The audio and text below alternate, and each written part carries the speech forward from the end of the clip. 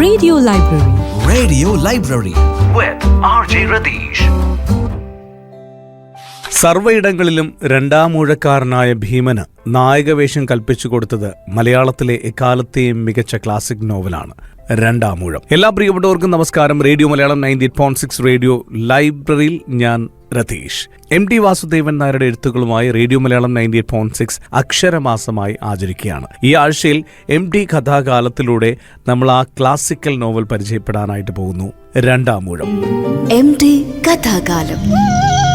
MT Vasudevan നായരുടെ എഴുത്തുകളുമായി radio Malayalam 98.6 radio ലൈബ്രറിയിൽ ഇനി അക്ഷരമാസം. സാംസ്കാരിക പ്രവർത്തകനും തൃശൂർ ലിറ്റററി ഫോറം ട്രഷററും പ്രഭാഷകനും അധ്യാപകനുമായ ശ്രീ P. വിനോദാണ് ഇന്ന് നമുക്ക് രണ്ടാമൂഴം പരിചയപ്പെടുത്താനായിട്ട് എത്തിയിട്ടുള്ളത്. കാലസങ്കല്പത്തെ പറ്റിയുള്ള വിചാരങ്ങൾ പുരാതന കാലം മുതൽ തന്നെ ഭാരതീയരുടെ പ്രധാനപ്പെട്ടൊരു ദാർശനിക പ്രശ്നമായിരുന്നു. കാലത്തെ പറ്റിയുള്ള ആദ്യ വിവരങ്ങൾ നാം വേദങ്ങളിൽ കാണുന്നു. അതീന്ദ്രിയമായ കാലത്തെ, ദി ട്രാൻസെൻഡന്റൽ ടൈമിനെ നാം പരിചയപ്പെടുന്നു. കാലത്തിന്റെ സംഹാര സ്വഭാവത്തെപ്പറ്റി ബൃഹത് യോഗ വാസിഷ്ടം വിശദമായി ചർച്ച ചെയ്യുന്നു. കാലം ഗ്രസിച്ച് നശിപ്പിക്കാത്ത ഒന്നും തന്നെ ഈ വ്യവഹാര ഭൂമിയിലില്ല എന്ന് പറഞ്ഞുകൊണ്ടാണ് കാലാപവാദം എന്ന സർഗം ആരംഭിക്കുന്നത് തന്നെ. പ്രാസാദങ്ങളെയും പ്രാകാരങ്ങളെയും ഹർമ്മ്യങ്ങളെയും ഗരുഡൻ സർപ്പങ്ങളെ എന്നതുപോലെ കാലം വിഴുങ്ങുന്നു. കാലം വിഴുങ്ങാത്തതായി ഒന്നുമില്ല. എന്നിട്ടും കാലത്തിന്റെ വിശപ്പടങ്ങുന്നില്ല. കാലത്തിന്റെ ഈ സംഹാര സ്വഭാവം എല്ലാ വലിയ കലാപ്രതിഭകളുടെയും ജീവിത ദർശനത്തെ നിയന്ത്രിക്കുന്ന ജീവിത സമസ്യയാണ്.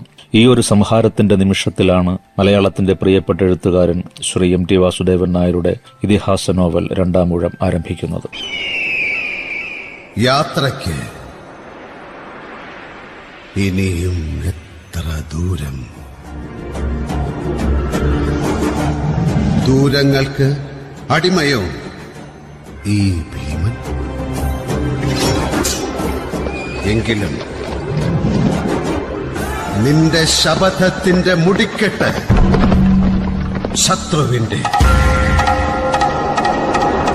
ശത്രുവിന്റെ ചോര പുരട്ടി ഞാൻ കെട്ടും.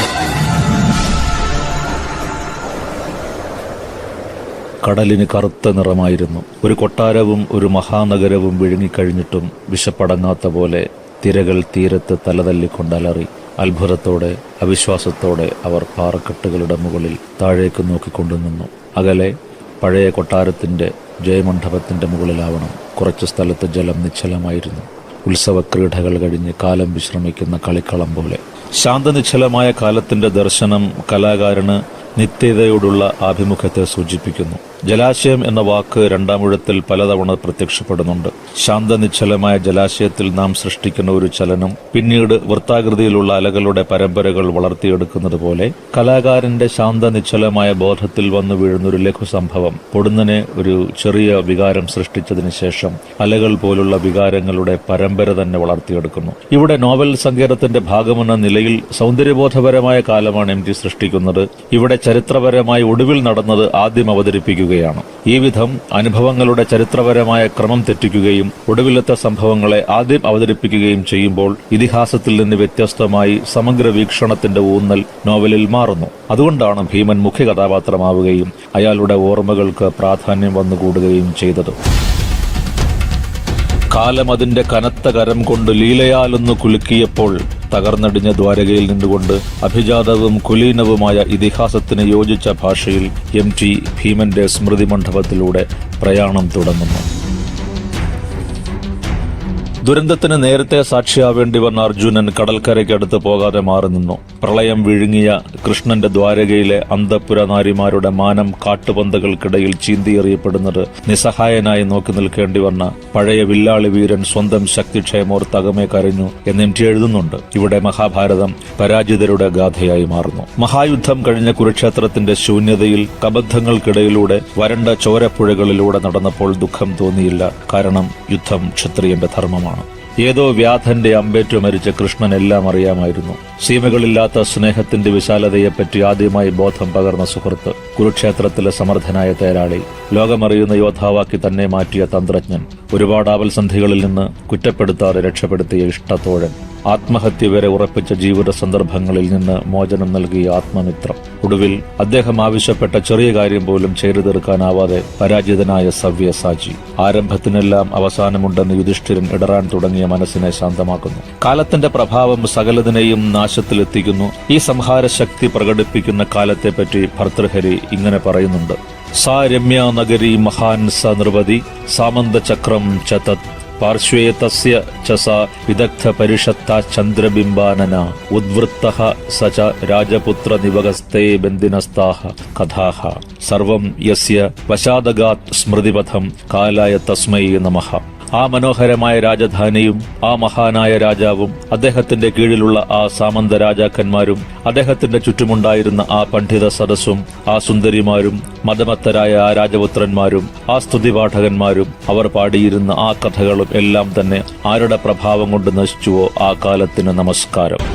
വിധവകളുടെ സാമ്രാജ്യം ഭരിച്ചുമടുത്തതും ദ്വാരകയുടെ തകർച്ചയും കണ്ട് യുധിഷ്ഠിരൻ മഹാപ്രസ്ഥാനത്തിലൂടെ ജീവിതത്തോട് വിട പറയാനൊരുങ്ങുന്നു. ഭൂതകാലമില്ലാത്തൊരു അന്ത്യയാത്ര തുടങ്ങുന്നു ഹിമവൽ ശൃംഗത്തിലേക്ക്. അവിടെ യോഗനിദ്രയിൽ ശാന്തമായി എല്ലാം അവസാനിപ്പിക്കാൻ. ഹിമവാന്റെ ശാദ്വല ഭൂമികളിലൂടെ മറ്റുള്ളവർക്കൊപ്പം ഭീമൻ നടന്നു. ഇളം പ്രായത്തിൽ തന്നെ താലോലിച്ച ശതശൃംഗം തിരഞ്ഞു. കുട്ടിക്കാലത്ത് പാണ്ഡവരുടെ വളർത്തമ്മയായിരുന്നു ശതശൃംഗം. മഹാഭാരതത്തിലെ അതിപ്രധാനമായൊരു ഭൂമിക. പൂങ്കുലകളുടെ ഗന്ധം നിറഞ്ഞ മധൂക മരച്ചുവടുകളും കാട്ടാറുകൾ കന്മദം നക്കുന്ന പാറക്കൂട്ടങ്ങളുടെ താഴ്വാരങ്ങളും യൗവനത്തിന്റെ ഉത്സവത്തിമർപ്പാർന്ന ആ കളിക്കളം. യാത്ര തുടരുകയാണ്. യുധിഷ്ഠിരനും ഭീമസേനനും അർജുനനും നകുലനും സഹദേവനും ഒടുവിൽ ദ്രൗപദിയും. ആദ്യം വീണത് ദ്രൗപദിയാണ്. ഉച്ചത്തിൽ വിളിച്ചു പറഞ്ഞപ്പോൾ യുധിഷ്ഠിരന്റെ മറുപടി അത്ഭുതത്തോടെയും ഒട്ട് അവിശ്വാസത്തോടെയും ഭീമൻ കേട്ടു. അവൾ അർജുനനെ മാത്രമേ സ്നേഹിച്ചിരുന്നുള്ളൂ. രാജസൂയത്തിൽ എന്റെ അരികെ ഇരിക്കുമ്പോഴും അവളുടെ കണ്ണുകൾ അർജുനനിലായിരുന്നു.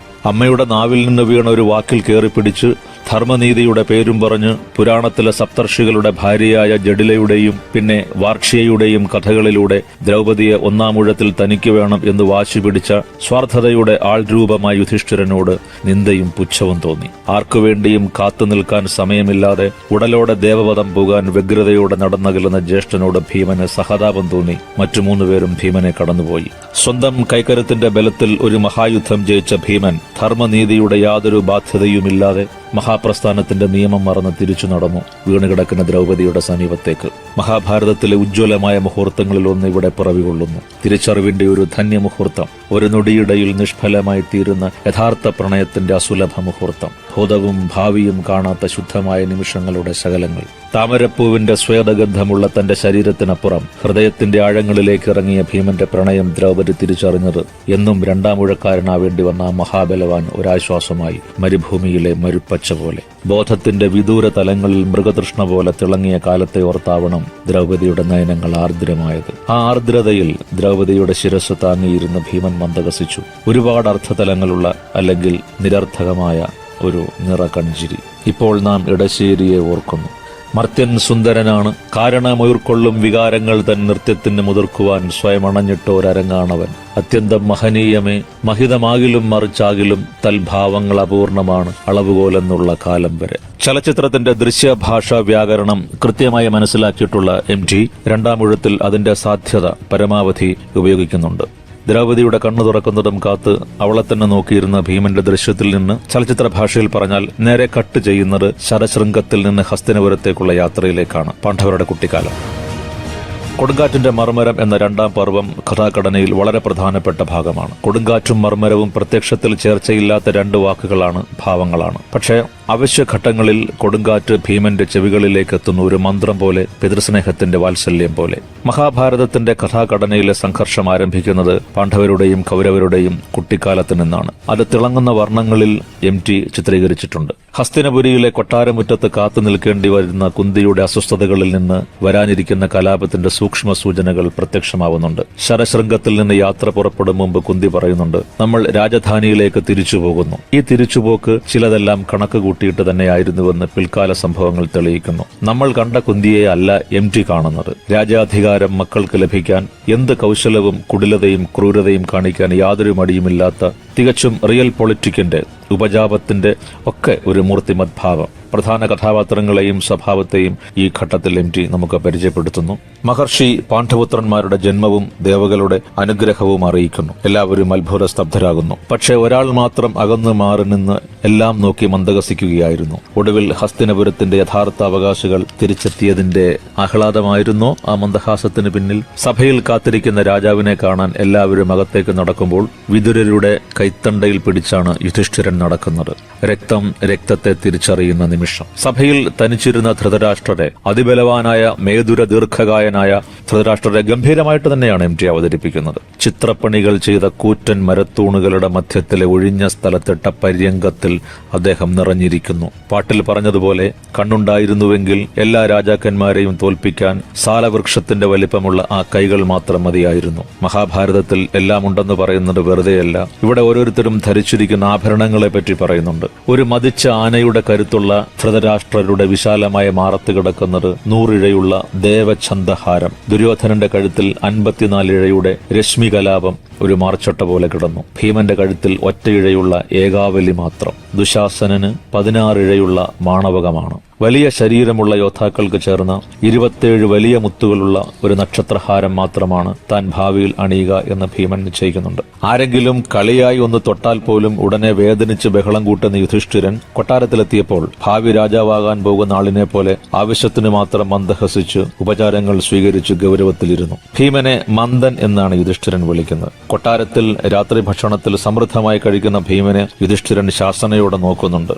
സൂതൻ ശന്തനുവിന്റെ കഥ പാടാൻ തുടങ്ങുമ്പോൾ യുധിഷ്ഠിരൻ അത് വേണ്ടെന്ന് പറയുന്നു. അയാൾ വേറൊരു കഥ തുടങ്ങി. അത്യപൂർവമായി സംഭവിക്കുന്ന ഒരു പ്രതിഭാസമായതുകൊണ്ടാവാം MTയുടെ ചിരി വളരെ പ്രസിദ്ധമാണ്. ദുർലഭമായ ആ ഹാസം പ്രഫുല്ലമായി പൂത്തുവിടർന്ന് പരിലസിക്കുന്ന ഒരു സന്ദർഭം രണ്ടാം എഴുത്തിലുണ്ട്. ഭേരീനാദങ്ങളും ആനകളുടെ ചീറലുകളും ഭൂലോകത്തിലെ ഏറ്റവും നല്ല സംഗീതം, തേരുരുള്ളുന്ന സംഗീതമാണെന്ന് തോന്നിയിരുന്ന തിളയ്ക്കുന്ന കൗമാരകാലം. വേദപാഠശാലയിൽ പാണ്ഡവർക്കൊപ്പമായിരുന്നു വിതുരരുടെ മക്കളും പഠിക്കേണ്ടിയിരുന്നത്. ഒരു ദിവസം അവർ വന്നില്ല. അപ്പോൾ യുധിഷ്ഠിരൻ പറഞ്ഞു, വരുന്നില്ലെങ്കിൽ അത്രയും നല്ലത്, ശൂദ്രരാണ്. ചാതുർവർണ്ണ്യത്തിന്റെ വർണ്ണാശ്രമ ധർമ്മബോധത്തിന്റെ അതിരുകൾ ഇതിനകം കൃത്യമായി മനസ്സിലാക്കിയ ഭാവി രാജാവായ യുധിഷ്ഠിരൻ വാക്കിലും പ്രവൃത്തിയിലും അയാൾ അത് പ്രകടിപ്പിക്കുന്നുമുണ്ട്. ശൂദ്രനായ വിതുരന്റെ മകനായ യുധിഷ്ഠിരനാണല്ലോ ശൂദ്രരെ അകറ്റി നിർത്താൻ ആഗ്രഹിക്കുന്നത്. കുന്തി പറഞ്ഞ കഥകൾ വിശ്വസിച്ച ഭീമൻ തന്റെ പിതാവായ വായുദേവനെ പ്രീതിപ്പെടുത്താൻ എന്ത് ചെയ്യണം എന്നാലോചിക്കുന്നുണ്ട്. ആരോട് ചോദിക്കണം? എപ്പോഴും തങ്ങളുടെ പരിസരത്തിലൊക്കെയുള്ള പക്ഷെ വളരെ അകലെയാണെന്ന് തോന്നുന്ന വിതുരരോട് ചോദിച്ചാലോ? യുധിഷ്ഠിരനോട് മാത്രമേ അദ്ദേഹം സംസാരിക്കാറുള്ളൂ. പിന്നീട് ആയുധാഭ്യാസത്തിന്റെ പഠനത്തിന്റെയൊക്കെ വിശദാംശങ്ങൾ MT നൽകുന്നുണ്ട്. തേരും ആനയും കുതിരയും കാലാളും വെച്ച് ചതുഷ്പാദങ്ങളിൽ യുദ്ധം പഠിക്കേണ്ടവരാണ് രാജകുമാരന്മാർ. ഒറ്റത്തേരിൽ ശത്രുക്കളെ ജയിക്കാൻ കഴിയുമ്പോഴേ രഥവീരനാവൂ. കൃപാചാര്യർ യന്ത്രമുക്തം ആരംഭിച്ചു കഴിഞ്ഞിരുന്നു. പാണിമുക്തവും മുക്ത സന്ധാരിതവും പഠിപ്പിക്കുന്നത് ശിഷ്യരാണ്. ഗദായുദ്ധം പാണിമുക്തത്തിൽപ്പെട്ടതായിരുന്നു. സംഘട്ടനങ്ങളും സംഘർഷങ്ങളും നിറഞ്ഞ ഇതിഹാസ വ്യാഖ്യാനത്തിൽ അതിന്റെ വിശദാംശങ്ങളും നൽകുന്നത് സ്വാഭാവികമാണ്. ഭീമസേനന്റെ ആദ്യത്തെ ബാഹുയുദ്ധം വളരെ വ്യക്തമായിട്ടാണ് MT അവതരിപ്പിക്കുന്നത്. എതിരാളികൾ ദുര്യോധനനും ദുശാസനനും യുധിഷ്ഠിരനെ പോലെ ദൂരക്കാഴ്ചയിൽ തോന്നിക്കുന്ന കർണനുമാണ്. ശുകാചാര്യന്റെ ധനുർവേദ നിയമങ്ങൾക്ക് അർത്ഥമില്ലാത്ത ഒരു സാഹചര്യമാണ് അവിടെ. ഭീമൻ പറയുന്നുണ്ട്, ഇവിടെ കാട്ടിലെ നിയമങ്ങളാണ് തനിക്ക് ഉപകരിക്കുക എന്ന്. ആയോധന കലകളും കളരിയിലെ ചൊല്ലിയാട്ടങ്ങൾ എന്നും MTയെ പ്രലോഭിപ്പിച്ച കാര്യങ്ങളായിരുന്നു. വടക്കൻ വീരഗാഥയിലെ പ്രസിദ്ധമായ സംഭാഷണം നമുക്ക് അറിയാമല്ലോ. ഇതോ അംഗം, ചെറുബാല്യം വിടാത്ത കുട്ടികളുടെ കളിക്ക് തൊടുക്കാൻ കൂടെ നിന്നതോ അംഗം, പന്തിപ്പഴുത് കണ്ടപ്പോഴൊക്കെ പരിചയ്ക്ക് വെട്ടിയൊഴിഞ്ഞതാണെന്നറിയാനുള്ള പഠിപ്പെങ്കിലും തികഞ്ഞില്ലേ മക്കളെ നിങ്ങൾ? ശേഷം എന്തുണ്ട് കയ്യിൽ? പുരഞ്ജയമായി തുടങ്ങി സൗഭദ്രമെന്ന് തോന്നിപ്പിക്കുന്ന പഴയ പുത്തൂരം അടവോ, അതോ പരിചയ്ക്ക് മണ്ണുവാരി കണ്ണിലെറിഞ്ഞ് ചതിച്ചു വിട്ടുന്ന പുത്തൂരൻ കുറുപ്പന്മാരുടെ പുതിയ അടവോ? ഇവിടെ ദുര്യോധനൻ നിൽക്കുന്നത് വൈശാഖത്തിലാണ്. അതായത് കാലുകൾ അകറ്റിവെച്ച് ചെറുവിരൽ തുമ്പുകളിൽ മാത്രം ഊന്നി നിന്ന് മുട്ടുവിറപ്പിച്ചുകൊണ്ടാണ്. ദുശാസനന്റെ നില മുട്ടുവളച്ച് അർത്ഥമണ്ഡലത്തിലാണ്. ഇത് വളരെ വ്യക്തമായിട്ട് തന്നെയാണ് MT ഈ നോവൽ അവതരിപ്പിക്കുന്നത്. ഒരു ചലച്ചിത്രം കാണുന്നത് പോലെയുള്ള ദൃശ്യഭംഗി അദ്ദേഹത്തിന്റെ വാക്കുകളിൽ നമുക്ക് കാണാൻ സാധിക്കും. ഒടുവിൽ കൃപാചാര്യരെത്തി രംഗം ശാന്തമാക്കുന്നു. കളികൾ ആയുധപ്പുരയിൽ വെച്ച് മാത്രം മതിയെന്ന് പറഞ്ഞുകൊണ്ട് മൃഗയ വിനോദവും ക്ഷത്രിയകുമാരന്മാരുടെ പാഠങ്ങളിൽപ്പെട്ടതാണ്. നായാട്ടു കഴിഞ്ഞ് മാംസം വേവുന്ന ഇടവേളയിൽ ഭീമൻ വെറുതെ കാട്ടിൽ ചുറ്റി നടന്നു. ആർപ്പുവിളി കേട്ട് ചെന്ന് നോക്കിയപ്പോൾ ഒരു കൂറ്റൻ കരിമാൻ വീണ് കിടക്കുന്നു. 10 വയസ്സുള്ള അർജുനൻ ആകെ ചിരിച്ച് പൂത്തുലഞ്ഞ് നായാട്ടുകാരുടെ അഭിനന്ദനം സ്വീകരിക്കുന്നു. യുധിഷ്ഠിരൻ ശാസ്ത്രം പറഞ്ഞു. ആദ്യത്തെ മൃഗം വീഴുമ്പോൾ ക്ഷത്രിയൻ ബലി കൊടുത്ത് ദേവന്മാർക്ക് നന്ദി പറയണം, മറന്നുപോകരുത്. എല്ലാവരും തിരിച്ചുപോയി. ഭീമൻ സാവധാനം നടക്കെ മറ്റൊരു ആർപ്പുവിളി കേട്ടു. ആപത്തിന്റെ തേറ്റകൾ പിടിപ്പിച്ച കൂരമ്പ് പോലെ കാട്ടുപന്നി പറന്നെടുക്കുന്നു. ഒഴിഞ്ഞുമാറാൻ സ്ഥലവുമില്ല. 3 മുഴം നീളമുള്ള കുന്തത്തിന്റെ ലോഹമുന പന്നിയുടെ തുറന്ന വായിൽ ആഴ്ന്നിറങ്ങി. കൈകളിൽ എവിടെ നിന്നോ കരുത്തു വന്നു നിറഞ്ഞു. ശ്വാസം നിലച്ച മൃഗത്തിൽ നിന്നും ഭീമൻ കുന്തം വലിച്ചൂരി. ചോരയുടെ ഒരു ഉറവ ദേഹത്തിൽ തെറിച്ചു. എല്ലാവരും അടുത്തെത്തിയപ്പോൾ യുധിഷ്ഠിരൻ ഗൗരവത്തിൽ പറഞ്ഞു, മന്ദ, നീ എന്ത് വിഡ്ഢിത്തമാണ് കാട്ടിയത്? അമ്മ അറിയണ്ട. ആദ്യത്തെ മൃഗം വീണ ആർപ്പുവിളിയും ആഘോഷവും ഉണ്ടായില്ല. ദേവകളെ പ്രീതിപ്പെടുത്താൻ ബലി കൊടുക്കേണ്ട കാര്യവും അയാൾ പറഞ്ഞില്ല. ആരും ഒന്നും മിണ്ടിയില്ല. ഭീമന്റെ 2ാം ഊഴം ഇവിടെ തുടങ്ങുന്നു. അവഗണനയുടെ ഒഴിവാക്കലിന്റെ 2ാം ഊഴം. അന്ന് വൈകിട്ട് പുഴക്കരയിൽ വെച്ച് 2ാമത്തെ സംഘട്ടനം. ദുര്യോധനനെയും ദുശാസനെയും കഴുത്തിന് കുത്തിപ്പിടിച്ച് വെള്ളത്തിലേക്ക് ചാടി അവസാനത്തെ മുന്നറിയിപ്പും കൊടുക്കുന്നുണ്ട് ഭീമൻ. പ്രമാണകോടിയിലെ ജലോത്സവം ഈ കഥാഗതിയിൽ പ്രധാന പങ്ക് വഹിക്കുന്നുണ്ട്. ഭീമസേനന് നേരെയുള്ള ആദ്യത്തെ വധോദ്യമമാണത്. യുദ്ധത്തിന് പോകുന്ന തേരിലല്ല ഉത്സവത്തിന് പോകുന്നത്. പുഷ്യരഥത്തിൽ അവർ യാത്രയായി. MT വളരെ വിശദമായിട്ട് ഭക്ഷണത്തിന്റെ കാര്യങ്ങൾ വ്യക്തമായിട്ട് അതിന്റെ സൂക്ഷ്മമായ വിശദാംശങ്ങൾ ഉൾപ്പെടെയാണ് നമുക്ക് നൽകുന്നത്. കാട്ടാടും കരിമാനും ഉണ്ട് അടുപ്പത്ത്. പ്രാവിറച്ചി പാകമായിട്ടുണ്ട്. കരിമ്പ് നീരിൽ മുക്കി വറുത്ത പയർ, ശർക്കരയും ധാന്യപ്പൊടിയും ചേർത്ത് നെയ്യിൽ വറുത്ത വലിയ മോദകം, അങ്ങനെ പലതും. ആദ്യത്തെ മദ്യസേവയും തുടങ്ങുന്നത് ഇവിടെ വെച്ചാണ്. ദുര്യോധനനാണ് ഭീമന് നൽകുന്നത്. അത് സാധാരണ മദ്യമല്ല. മധുകപ്പൂക്കളിൽ നിന്ന് വാറ്റിയ മുന്തിയ മദ്യം. യവം വാറ്റിയ സുര താണവർഗക്കാരെ കഴിക്കാറുള്ളൂ. ഇത് വിശേഷപ്പെട്ടതാണ് രാജകുമാരന്മാർക്ക് ചേർന്നത്. ഒറ്റപ്പന്നിയെ കുന്തം കൊണ്ട് വീഴ്ത്തി അന്ന് തൊട്ട് നീ പുരുഷനായിരിക്കുന്നു എന്ന ദുര്യോധനന്റെ പ്രശംസയിൽ ഭീമൻ വീണു. സ്നേഹം വഴിഞ്ഞൊഴുകി. ദുര്യോധനൻ പറയുന്ന മറ്റൊരു വാചകം, അതൊരു 11-12 വയസ്സുകാർക്ക് പറയാൻ പറ്റുന്നതാണോ എന്നൊരു സംശയം കൂടി ഇവിടെ ഉണ്ട്. ആദ്യം മധു രുചിച്ച ദിവസവും പ്രധാനമാണ്. യുധിഷ്ഠിരന്റെ സ്വഭാവം ദുര്യോധനൻ നന്നായി മനസ്സിലാക്കിയിട്ടുണ്ട് തന്നെ. അയാൾ കൃത്യമായിട്ട് പറയുന്നുണ്ട് യുധിഷ്ഠിരനെ പറ്റി. വീര്യവും ശൗര്യവുമില്ലാത്ത വങ്കനാണ്. വലുതാകുമ്പോൾ ഇയാൾ എന്ത് കാട്ടും? ആയുധശാലയിൽ യുധിഷ്ഠിരൻ ഒന്നുമല്ലെന്ന് ഭീമനും അറിയാമായിരുന്നു. ഏറ്റവും കരബലമുള്ള രാജാവിന്റെ മകനാണെന്ന അഭിമാനം ദുര്യോധനനുണ്ടായിരുന്നു. വായുദേവന്റെ ബലം തനിക്കും കിട്ടുമെന്ന് ഭീമൻ പറയുമ്പോൾ പൊട്ടിച്ചിരിച്ചുകൊണ്ടാണ് ദുര്യോധനൻ മറുപടി പറയുന്നത്. ഭീമന്റെ നെഞ്ചു വിളർക്കുന്ന ചില ചോദ്യങ്ങൾ അയാൾ ചോദിക്കുന്നുണ്ട്. ധർമ്മന് യുധിഷ്ഠിരൻ, വായുവിന് ഭീമൻ, ഇന്ദ്രൻ അർജുനൻ, സൗബലനമ്മാവൻ പറയുന്നത് പോലെ ശുദ്ധ മന്ദന്മാരാണ് നിങ്ങൾ.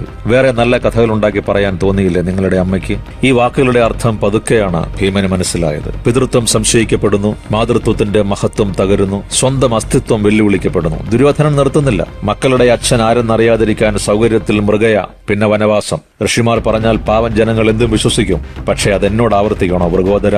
മദ്യലഹരിയിൽ ഭീമൻ എഴുന്നേറ്റപ്പോൾ ദുര്യോധനന്റെ പരിഹാസം വീണ്ടും മുഴങ്ങി. മഹാബലൻ വായുപുത്രൻ. കാലുറയ്ക്കാതെ വീണ ഭീമനെ കൈകാലുകൾ ബന്ധിച്ച് പ്രമാണകോടിയിലെ കയത്തിലേക്ക് വലിച്ചെറിയുന്നു. ഒടുവിൽ എങ്ങനെയോ രക്ഷപ്പെട്ടെത്തിച്ചേരുന്നത് നാഗന്മാരുടെ നാട്ടിലാണ്. 7ാം നാൾ. പുഴയിൽ നിന്ന് രക്ഷപ്പെട്ട ഭീമൻ എത്തിച്ചേരുന്നത് നാഗന്മാരുടെ നാട്ടിലാണ്. അവരുടെ ഭാഷ പ്രാകൃതമല്ല. പ്രാകൃതം എന്നത് ഒരു ഭാഷ എന്ന രീതിയിലാണ് MT ഇവിടെ ഉപയോഗിച്ചിരിക്കുന്നത്. കാട്ടുവാസികളിൽ ചിലരുടെ ഭാഷ പൈശാചിയാണെന്ന് MT പിന്നീട് ഒരിടത്ത് പറയുന്നുണ്ട്. ഗോത്രത്തലവൻ വരുന്നു.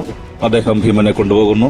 പിന്നീട് കാട്ടിലെ വേട്ടയ്ക്ക് ഭീമനെ അദ്ദേഹം കൂടെ കൂട്ടുന്നുണ്ട്. ചില അപൂർവ പാഠങ്ങൾ നൽകുന്നു. 2ാം ഊഴത്തില് ഒരുപക്ഷെ ഏറ്റവും കൂടുതൽ ഉദ്ധരിക്കപ്പെട്ട ഒരു വാക്യം ഈ നാഗന്മാരുടെ ഗോത്രത്തലവൻ പറയുന്നതാണ്. ശത്രുവിനോട് ദയ കാട്ടരുത്. ദയയിൽ നിന്ന് കൂടുതൽ കരുത്ത് നേടിയ ശത്രു വീണ്ടും നേരിടുമ്പോൾ അജയ്യനാവും. അതാണ് ഞങ്ങളുടെ നിയമം. മൃഗത്തെ വിട്ടുകളയാം. മനുഷ്യന് 2ാമതൊരവസരം കൊടുക്കരുത്.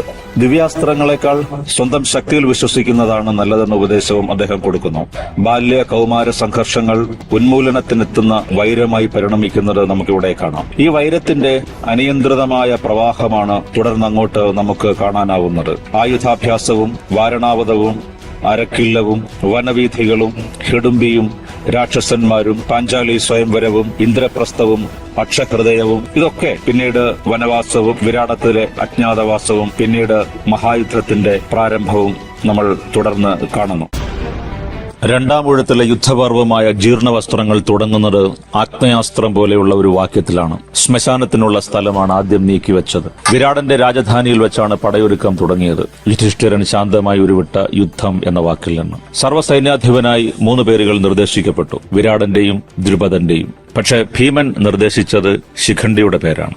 എല്ലാ ആയുധങ്ങളും വഴങ്ങുന്ന ശിഖണ്ഡിക്ക് കൊല്ലുക എന്നത് വെറും വിനോദം മാത്രമാണ്. മരിച്ചവരുടെ എന്ന പോലെ ഇളകാതെ നിൽക്കുന്ന അയാളുടെ കൃഷ്ണമണികൾ കാലദൂതന്റെ ഓർമ്മയുണർത്തി എന്നും ഭീമൻ സ്ത്രീയെ പണയം വെച്ച രാജാവും പണയം സ്വീകരിച്ച രാജാവും തമ്മിലുള്ള യുദ്ധത്തെക്കുറിച്ച് ആലോചിച്ച് ഭീമന്റെ ഉള്ളിൽ അസ്വസ്ഥതയും ആത്മനിന്ദയും നിറഞ്ഞു. ഭീമന്റെ 3 പുത്രന്മാരും ഒരേ രംഗത്ത് വരുന്നതും ഇവിടെയാണ്. ബലന്ധരയിൽ ജനിച്ച സർവ്വതനും, പാഞ്ചാലിയിലുണ്ടായ സുരസോമനും, പിന്നെ മൂത്ത പുത്രൻ ഘടോൽക്കജനും.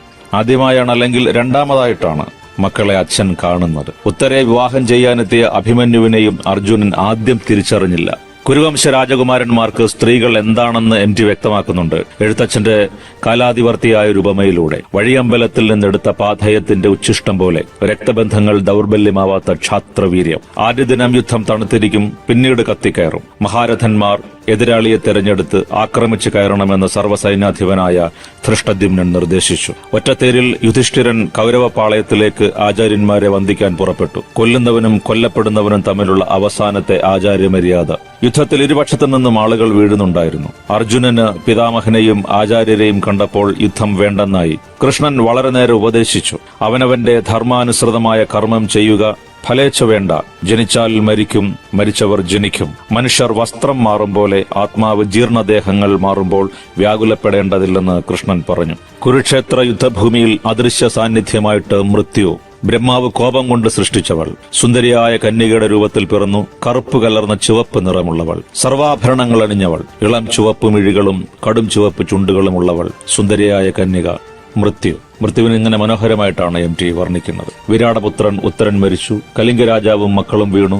3-ാം നാൾ രാത്രിയിലാണ് അവൻ വന്നത്. ഒരു കൊടുങ്കാറ്റ് ഇളകി വരുന്നത് പോലെ ഘടോൽക്കജൻ. പ്രാഗ്ജ്യോതിഷ രാജാവായ ഭഗദത്തൻ ഭീമനെ പരീക്ഷിച്ച ദിവസം. കുരുക്ഷേത്രത്തിലെ ഏറ്റവും വലിയ കൊമ്പൻ ഭഗദത്തന്റെ ആനയായിരുന്നു. അവന്റെ കാൽക്കീഴിലകപ്പെട്ട ഭീമനെ രക്ഷിച്ചെടുത്തത് വൻമന പോലെ മറ്റൊരാന പുറത്തേറി വന്ന ഘടോൽക്കജനാണ്. അനുശ്രുതിക്ക് ഇടം കൊടുക്കാതെ വിരൽ തുമ്പുകൾ ഞാണിന്റെ ഹൃദയം തുടിപ്പിച്ച് കൈവേഗങ്ങൾ. കാട്ടുകുതിരകളെ പൂട്ടിയ രഥത്തിൽ മൃത്യുദേവനായി ഘടോൽക്കജൻ.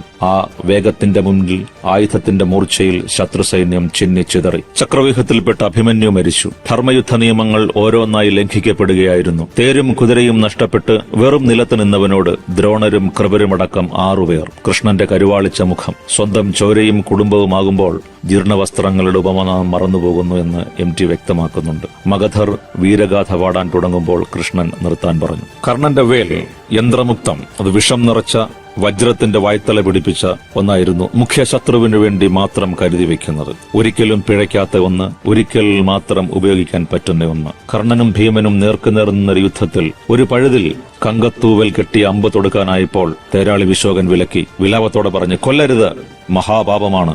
സ്വന്തം ജ്യേഷ്ഠനാണ്, സൂരപുത്രനല്ല, കുന്തിദേവി പെറ്റ ആദ്യത്തെ മകൻ. വീര്യം നശിച്ച് തീർത്തിട്ടിൽ തളർന്നിരുന്നു ഭീമൻ. കർണൻ അവജ്ഞയോടെ തുപ്പിയ വാക്കുകൾ മുഴുവനും കേട്ടിരുന്നു. പരിഹാസം കൊണ്ട് വികൃതമായ മുഖം മനസ്സിൽ മായാതെ നിന്നു. കുന്തി കർണനോട് കെഞ്ചിപ്പറഞ്ഞതൊക്കെ വിശോകൻ ഭീമനോട് പറഞ്ഞു. അപേക്ഷിച്ച സ്ഥിതിക്ക് അർജുനനെ അല്ലാതെ മറ്റാരെയും വധിക്കുകയില്ലെന്നും കുന്തിക്ക് കർണൻ വാക്കുകൊടുത്തു. ഹസ്തിനപുരത്തിന്റെ അവകാശിയായ സൂര്യപുത്രനെ പ്രസവിച്ച ഇപ്പോൾ വിദുരഗൃഹത്തിലിരിക്കുന്ന തന്റെ അമ്മയുടെ ഹൃദയത്തിൽ ഇനി എത്ര രഹസ്യങ്ങളുണ്ടെന്ന് ഭീമൻ ആവലാതിപ്പെട്ടു. അസ്തമനം കഴിഞ്ഞിട്ടും യുദ്ധം തുടർന്നു. രാത്രി യുദ്ധം തുടങ്ങി. ചിരിച്ചുകൊണ്ട് ഘടോൽക്കജൻ പറഞ്ഞു, അതാണ് എനിക്ക് വേണ്ടതും. ഇരുട്ടുപോലെ പറ്റിയ ഒരു കവചം കിട്ടില്ല നിഷാദർക്ക്. വെറും നിലത്തുനിന്ന് യുദ്ധം ചെയ്ത മഹാരഥിയെ വീഴ്ത്തിയപ്പോൾ ഘടോൽക്കജൻ പറഞ്ഞു, കാട്ടാളരേക്കാൾ കഷ്ടമാണല്ലോ ഇവരുടെ കാര്യം. വെറും നിലത്ത് നിന്ന് യുദ്ധം ചെയ്യുന്ന ഒരുവനോട്. കർണന്റെ വേലിനെ പറ്റിയുള്ള കഥകൾ പരക്കാൻ തുടങ്ങി. പിന്നീട് അശ്വത്ഥമാവും ഘടോൽക്കജനും തമ്മിലുള്ള യുദ്ധം നടക്കുകയായിരുന്നു. 100 പേർ മാത്രം വരുന്ന കാട്ടാളപ്പട 1000 പേരുടെ ഒരു സൈന്യത്തെ മുഴുവൻ ബടവാഗ്നി പോലെ സംഹരിച്ചു. കർണനോടേറ്റ ധൃഷ്ടദ്യുമ്നൻ തളരുന്നു. കൃഷ്ണൻ ബുദ്ധിപൂർവ്വം ഘടോൽക്കജനെ കർണന് നേരെ പറഞ്ഞയക്കുന്നു. യുദ്ധം കൂടുതൽ ശബ്ദായമാനമാകുന്നു. കൂടുതൽ തേരുകൾ പങ്കെടുക്കുന്നു. മഴമേഘങ്ങളുടെ ഗർജനം പോലെ ചക്രങ്ങൾ ഉരുളുന്നു. അഗ്നിഗോളങ്ങൾ ചീറിപ്പായുന്നത് കണ്ടു. തീ കൊണ്ടുള്ള യുദ്ധം കാട്ടാളന്മാരുടെ സവിശേഷ വൈദഗ്ധ്യമാണ്. ചിരിച്ചുകൊണ്ട് വിശോകൻ പറഞ്ഞു, ഘടോൽക്കജന്റെ രാത്രിയാണിന്ന്. കൗരവ സൈന്യം ഇന്ന് മുടിയും. അഗ്നി പോലെ, കൊടുങ്കാറ്റുപോലെ അയാൾ പടർന്നു കയറി യുദ്ധം ചെയ്യുന്നു. ആരൊക്കെയുണ്ട് കൂടെ? ഭീമൻ അന്വേഷിച്ചു. തനിയെ. അയാൾക്കൊരാളുടെയും തുണയും വേണ്ട, ഞാൻ കണ്ടത് വെച്ച് നോക്കുമ്പോൾ. ഇടയ്ക്കിടെ ആരവങ്ങൾ കേട്ടു. ആകാശത്ത് അഗ്നിഗോളങ്ങൾ പൊട്ടിച്ചിതറി. ഒരു കൂട്ട നിലവിളി ഉയർന്നു. അതിൽ നിന്ന് വേറിട്ടുകൊണ്ട് ഘടോൽക്കജന്റെ കൊലവിളി വീണ്ടും മുഴങ്ങി. പിന്നെ പെട്ടെന്ന് നിശബ്ദതയായിരുന്നു. ഭേരികളുടെ നാദം കൗരവപാളയത്തിൽ നിന്ന് കാളരാത്രിയുടെ ഹൃദയത്തുടിപ്പുകൾ പോലെ കേട്ടു. യുദ്ധം തൽക്കാലത്തേക്ക് നിർത്തുന്നു. വിശോകൻ പറഞ്ഞു, അവസാനം കർണന് പുതിയ വേൽ വൈജയന്റ് തന്നെ എടുക്കേണ്ടി വന്നു. യന്ത്രമുക്തം തന്നെ ഘടോൽക്കജൻ മരിച്ചു വീണു. വിശോകന്റെ സ്വരത്തിൽ നിഗൂഢമായ ഒരു ആഹ്ലാദം ഭീമൻ ശ്രദ്ധിച്ചു. എല്ലാവരുടെയും മുഖത്തെ യുദ്ധത്തിൽ മരിച്ചവന്റെ, ഘടോൽക്കജന്റെ മരണത്തിലുള്ള ദുഃഖത്തിന്റെ നിഴൽപ്പാടുകൾ കണ്ടു. അപ്പോൾ കൃഷ്ണൻ അവിടെ വന്ന് തലതാഴ്ത്തിയിരിക്കുന്ന യുധിഷ്ഠിരനെയും മറ്റുള്ളവരെയും കണ്ടിട്ട് പറയുകയാണ്, എന്തിനാണ് ദുഃഖം? ഘടോൽക്കജന് വേണ്ടിയാണ്. അർജുനൻ നേരെ അവസാന കൈന് വെച്ച വേൽ കൂടി എടുത്തുപയോഗിച്ചു കർണൻ. അത് ആലോചിക്കാതെ എന്താണ്? അർജുനൻ രക്ഷപ്പെട്ടു. വിലാപമല്ല, ആഘോഷമാണിപ്പോൾ വേണ്ടത്. എവിടെ പാണിവാദരും മാഗധരുമൊക്കെ? കൃഷ്ണൻ പിന്നെയും പറയുന്നു, ഭീമപുത്രനാണെങ്കിലും കാട്ടാളനാണ്, രാക്ഷസ പ്രകൃതി, യജ്ഞവിദ്വേഷി, ബ്രാഹ്മണ ശത്രു. അവനെ എന്നെങ്കിലും കൊല്ലേണ്ടി വരും. ചത്തത് 2 നിലയ്ക്കും സൗകര്യമായി. കൃഷ്ണന്റെ ചിരി കേട്ടു. നീ മാത്രമാണ് ആശ്രയം എന്ന് പറഞ്ഞ് അവനെ കർണന്റെ നേർക്ക് വിട്ടത് ഞാൻ ഒന്നും കാണാതെയല്ല. ഭീമൻ ഇരുട്ടിലേകാകിയായി നിന്നു. കുരുക്ഷേത്രത്തിൽ പതിച്ച മകന്റെ ശരീരം പരുക്കൻ വിരലുകൾ കൊണ്ട് ഭീമൻ തലോടി. മകന്റെ നെറ്റിത്തടം തഴുകവേ ദിഗന്ധങ്ങൾ കിടുങ്ങുമാറുച്ചയിൽ ഭീമൻ അലറിക്കരഞ്ഞു. ആദ്യമായി കരുത്തത്രയും ചോർന്നുപോയ ആ മഹാബലൻ ഒരു സാധാരണ മനുഷ്യനായി. നിറഞ്ഞ വാത്സല്യത്തോടെ ഘടോൽക്കജന്റെ ശിരസ് മടിയിലേക്ക് എടുത്തു വെച്ചു. അച്ഛന്റെ വാത്സല്യം ഒരിക്കലും കിട്ടാതെ പോയ മകനെ ഓർത്ത് ഉള്ളിൽ കരഞ്ഞു. തീവ്രവേദനയോടെ വിങ്ങുന്ന ഹൃദയം കണ്ണുനീരായി അടർന്നു വീണു, കവിളിലെ ചോരയോടൊപ്പം. അഭിമന്യുവിന്റെയും ഘടോൽക്കജന്റെയും മരണം വ്യത്യസ്തമായ രീതിയിലാണ് കൃഷ്ണനെ ബാധിച്ചത്. 2 വ്യക്തികൾ, 2 മരണങ്ങൾ, 2 കാഴ്ചപ്പാടുകൾ. ഈ വ്യത്യാസം മഹാഭാരതത്തിൽ മിക്കവാറും എല്ലായിടത്തുമുണ്ട്. അത് കൃത്യമായ വിധത്തിൽ MT രണ്ടാം ഊഴത്തിലൂടെ നമുക്ക് പറഞ്ഞു തരികയും ചെയ്യുന്നു. രണ്ടാം ഊഴം എന്ന നോവലിന്റെ രചനയെപ്പറ്റി ഫലശ്രുതി എന്നൊരു അവസാന അധ്യായം കൂടി അദ്ദേഹം എഴുതിയിട്ടുണ്ട്. അവർ കഥകൾ പാടി നടന്നു. സൂതന്മാർ വശ്യവചസ്സുകളായ കാഥികർ. ഒരു ചെറിയ വിഭാഗമായിരിക്കണം ഈ സൂതന്മാർ. ഒരു സമൂഹമെന്ന നിലയ്ക്ക് നടത്താൻ വേണ്ടത്ര വിവരങ്ങൾ ഇല്ല എന്ന് അറിയാം. മികച്ച തേർതെളിക്കാരെന്നതുപോലെ മികച്ച കാഥികരുമായിരുന്നു. വൈശ്യർക്കും ശൂദ്രർക്കും ഇടയ്ക്കോ വൈശ്യർക്കൊപ്പമോ ജീവിച്ചു പോകുന്നൊരു വിഭാഗമായിരിക്കണം സൂതർ. പക്ഷേ കഥ പാടാൻ കഴിവുള്ള സൂതനെ ഉന്നതന്മാരും മാനിച്ചിരുന്നു. പലപ്പോഴും സൂതന് കിട്ടുന്നത് ശകാരമാണ്. പക്ഷെ കഥ പറയാൻ തയ്യാറെടുക്കുന്ന സൂതന് പീഠം കിട്ടുന്നു, ആദരവ് കിട്ടുന്നു. അങ്ങനെയുള്ള ഒരു സൂതനെ കൊണ്ട് നൈമിഷാരണ്യത്തിൽ ശൗനകൻ ആരംഭിച്ച യജ്ഞത്തിൽ വിരസത തീർക്കാൻ പാടിച്ചു കേട്ടെന്ന നിലയ്ക്കാണല്ലോ മഹാഭാരതത്തിന്റെ രൂപഘടന. കൃഷ്ണദ്വൈപായനന്റെ വാക്കുകളിൽ വൈശമ്പായനൻ ആവർത്തിച്ച കഥ.